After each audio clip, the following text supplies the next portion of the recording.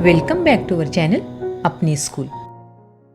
अस्सलामुअलैकुम वरहमतुल्लाहि वबरकातुहू। प्यारे बच्चों, आज के होमवर्क का मजमून है माहौल का मुतालिया। तो चलिए जल्दी से कॉपी पेन निकालिए और होमवर्क लिखना शुरू कीजिए। अगर आपको आज का वीडियो पसंद आए तो प्लीज वीडियो को लाइक, शेयर और चैनल को सब्सक्राइब जरूर करें और हाँ, बेल आइकन को ऑन करना ना भूलें ताकि हमारे आने वाली वीडियो की नोटिफिकेशन सबसे पहले आप तक पहुंचे।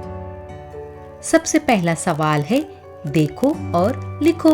यहाँ पर आपको कुछ जानदार और उनका मस्कन यानी रहने की जगह दिखाई दे रही है। यहाँ पर जो जानदार है उनके नाम और उनके रहने की जगह को क्या कहते हैं वो लिखा गया है। इसे आपको देखना है और लिखना है।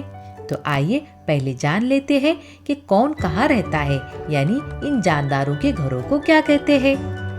शहद की मक्खी का छत्ता, चूहे का बिल, मुर्गी का डरबा, सांप की बांबी या बिल भी कहते हैं, शेर की कछार या गार भी कहते हैं, चिड़िया का घोंसला, मकड़ी का जाला, भैंस का तबेला, घोड़े का अस्तबल और गाय का गोठा। इस तरह मुख्तलिफ जानदारों के रहने की जगह के मुख्तलिफ नाम होते हैं। आइए इन्हें किस तरह लिखेंगे वो मैं आपको बताती हूँ। इस तरह से अपनी कॉपी में दो कॉलम बनाएंगे। एक कॉलम में लिखेंगे जानदार और दूसरे कॉलम में लिखेंगे मस्कन।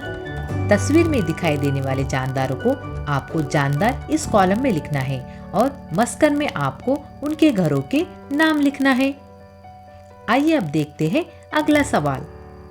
अब आखिरी सवाल है, शक्ल बनाओ।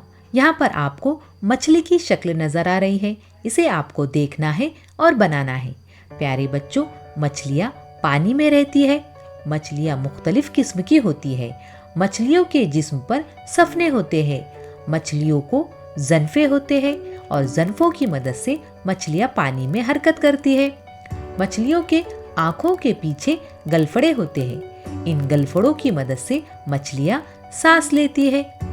तो आपको इस मछली की शक्ल बनाना है और उसके नाम भी देना है। अच्छा प्यारे बच्चों, अब आप अपना होमवर्क कंप्लीट कीजिए और मुझे इजाजत दीजिए। अगले वीडियो में आपसे फिर मुलाकात होगी। तब तक के लिए अल्लाह हाफिज।